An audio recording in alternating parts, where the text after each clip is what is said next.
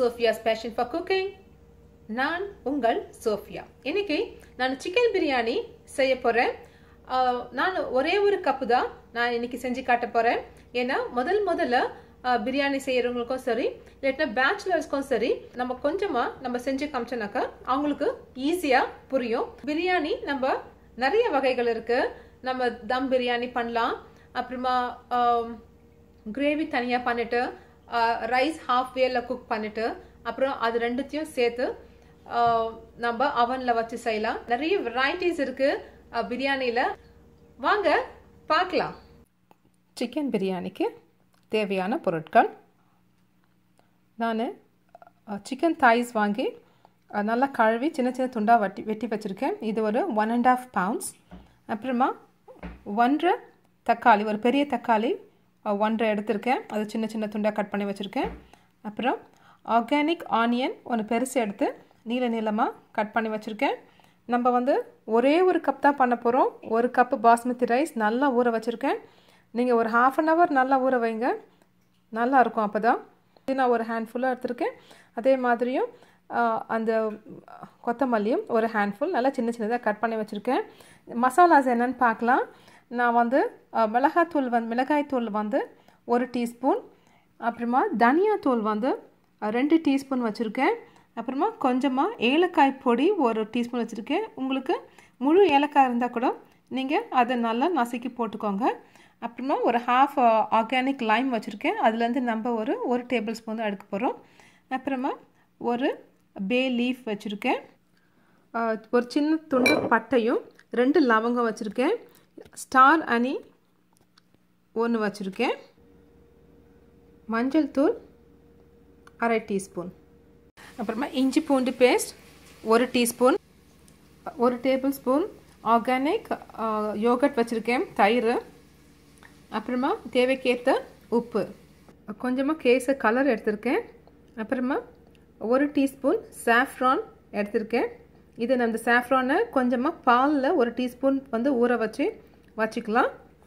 1 teaspoon rose water வச்சுருக்கேன். இது option தான். இதுவும் காஞ்ச திராட்சையும் முந்திரி பருப்பும் வச்சுருக்கேன். இது ஆப்ஷன் தான், உங்களுக்கு வேணும்னா போட்டுக்கலாம், இல்லாட்டினா வேண்டாம்.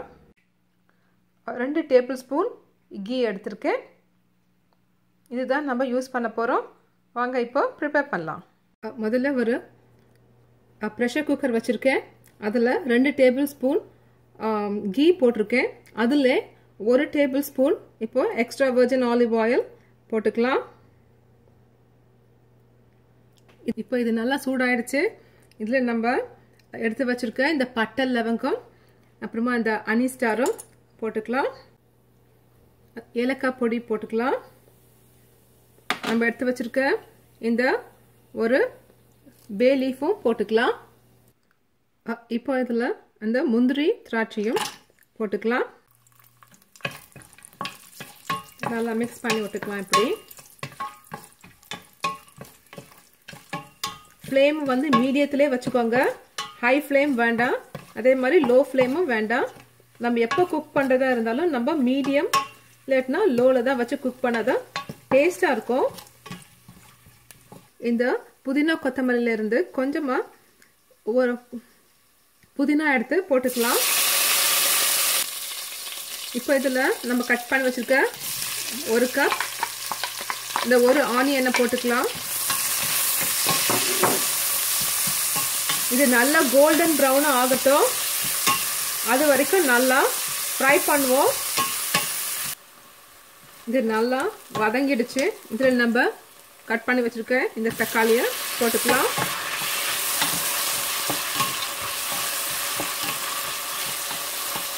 இது நல்லா வதங்கட்டும். இது நல்லா வதங்கிடுச்சு. இதில் இப்போ நம்ம எடுத்து வச்சுருக்க அந்த இஞ்சி பூண்டு பேஸ்ட்டு போட்டுக்கலாம். இப்போ இது நல்லா மிக்ஸ் பண்ணிக்கலாம்.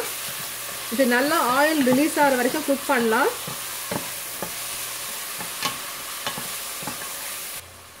மஞ்சள் பொடி சேர்த்துக்கலாம். அப்புறமா மிளகாய் பொடி சேர்த்துக்கலாம்.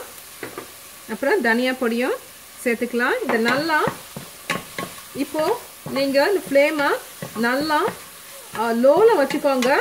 இது வந்து ஆயில் ரிலீஸ் ஆகும். இப்போ இது நல்லா குக் ஆகட்டும். இதெல்லாம் தேவைக்கேற்ற மாதிரி நம்ம உப்பு சேர்த்துக்கலாம். இப்போ பார்த்தீங்கன்னா நல்லா ஆயில் ரிலீஸ் ஆகுது. இது வரைக்கும் குக் பண்ணிட்டு இப்போ நம்ம எடுத்து வச்சிருக்க அந்த 1.5 pound சிக்கனை போட்டுக்கலாம். இதை நல்லா கலந்து விட்டுக்கோங்க. இது நல்லா குக் ஆகணும். இது நல்லா குக் ஆனதுக்கு அப்புறமா நாம் ரைஸ் போட போகிறோம். இப்போ உப்பு இருக்கான்னு செக் பண்ணிக்கோங்க. உப்பு இல்லைன்னாக்கா போட்டுக்கோங்க. உங்களுக்கு இந்த காரம் பத்தலைனாக்கா நம்ம ஆனியன் போட்டிருந்தானே அப்போவே நீங்கள் உங்களுக்கு தேவைக்கு ஏற்ற மாதிரி பச்சை மிளகாவை நல்லா கட் பண்ணி போட்டுக்கோங்க. இப்போ இது நல்லா குக் ஆகட்டும். நம்ம இதை நல்லா மூடிடலாம். இப்போ இது வெந்துருச்சான்னு பார்க்கலாம். இது ஒரு 5 நிமிஷம் ஆயிருக்கு.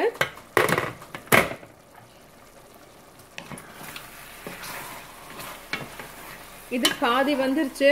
இது பரவாயில்ல, பாதி வெந்தால் போதும். ஏன்னா நம்ம இதை அரிசி போட போகிறோம். அப்புறம் மறுபடியும் நம்ம மூடி தான் வைக்க போகிறோம். அதனால் இப்போ இது ஒரு 5 minutes ஆச்சு. இது போதும். இப்போ இதில் நம்ம எடுத்து வச்சுருக்க இந்த அரிசியை போட்டுக்கலாம். இப்போ இதை நல்லா மிக்ஸ் பண்ணி விட்டுக்கலாம்.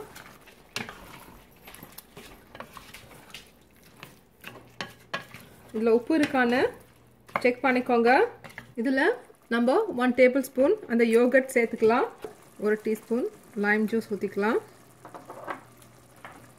இதை நல்லா மிக்ஸ் பண்ணி விட்டுக்கலாம். இப்போ நம்ம இதில் தண்ணி ஊற்றிக்கலாம்.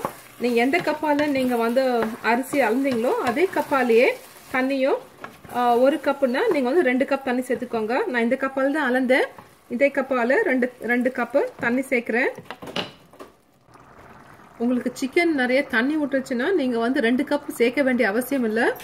தண்ணியே இல்லைன்னா தான் நீங்கள் 1 கப்பு ரைஸ்க்கு 2 கப்பு தண்ணி சேர்க்கணும். இன்கேஸ் உங்களுக்கு நீங்கள் சிக்கன் வந்து குக் பண்ணும்போது நிறைய தண்ணி வந்துருச்சுன்னா நீங்கள் வந்து தண்ணியை குறைச்சிக்கோங்க. இப்போ ஃப்ளேமை வந்து ரொம்ப லோவில் வச்சுக்கோங்க. ஃப்ளேமை லோவில் வச்சுக்கோங்க. இப்போ தண்ணியெல்லாம் நல்லா வத்திடுச்சு. இதில் நம்ம இந்த கலரை சேர்த்துக்கலாம். இப்போ நம்ம மூட போகிறோம். கலரை சேர்த்துக்கலாம். ரோஸ் வாட்டரும் மிக்ஸ் பண்ணிட்டேன். இதில் அதை தான் போட்டிருக்கேன். இப்போது இந்த சாஃப்ரானும் அது மில்கில் நல்லா ஊற வச்சுருக்கேன். அதையும் இதில் போட்டுக்க போகிறோம். அதுக்கு மேலேயே இந்த வெட்டி வச்சுருக்க கொத்தமல்லியும் புதினாவையும் போட்டுக்கலாம். இப்போ இதில் எல்லாம் போட்டாச்சு. லோவில் வச்சுட்டேன். இப்போ நம்ம ப்ரெஷர் பண்ணலாம். ஒரு 5 minutes வச்சா போதும். இது வந்து வெயிட்லெஸ் ப்ரெஷர் குக்கர் தான். இதுதான் ப்ரெஷர் போடுறேன். ஆன் பண்ணி வச்சுட்டேன். 5 minutes கழிச்சு திறந்து பார்க்கலாம். அந்த பிரியாணி ரெடி ஆகிறதுக்குள்ள நம்ம ஒரு தயிர் பச்சடி செஞ்சிடலாம். இப்போ நம்ம பச்சடி பண்ண போகிறோம் பிரியாணிக்கு. இதில் நான் ஒரு பெரிய வெங்காயத்தை நல்லா இது மாதிரி பொடியாக நறுக்கி வச்சுருக்கேன். அப்புறம் ஒரு பாதி தக்காளி எடுத்து நல்லா கட் பண்ணி வச்சுருக்கேன். ஒரு சின்ன பேபி கியூக்கம்பர் எடுத்து கட் பண்ணி வச்சுருக்கேன். கொஞ்சமாக அப்புறமா உப்பு போட்டிருக்கேன்.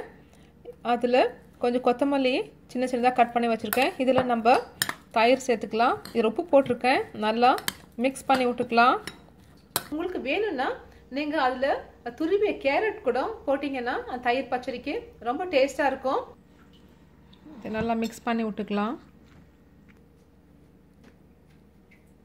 என்னுடைய தயிர் பச்சடி ரெடி ஆயிடுச்சு. இப்போ இது 5 minutes ஆச்சு. நம்ம இதை திறந்து பார்க்கலாம்.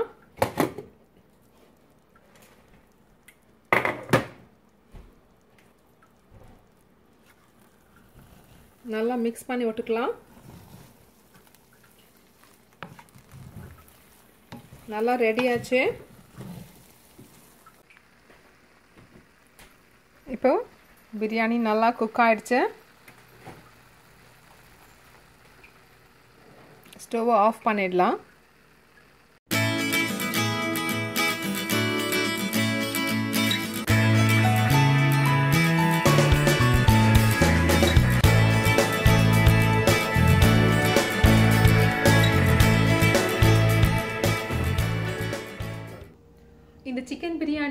பிடிச்சிருந்துச்சுன்னா லைக் பண்ணுங்க. உங்க கமெண்ட்ஸ் எனக்கு கமெண்ட் பாக்ஸ்ல தெரிவிங்க. மறக்காம சப்ஸ்கிரைப் பண்ணுங்க. தேங்க்ஸ் ஃபார் வாட்சிங் மை ஷோ. நன்றி, வணக்கம்.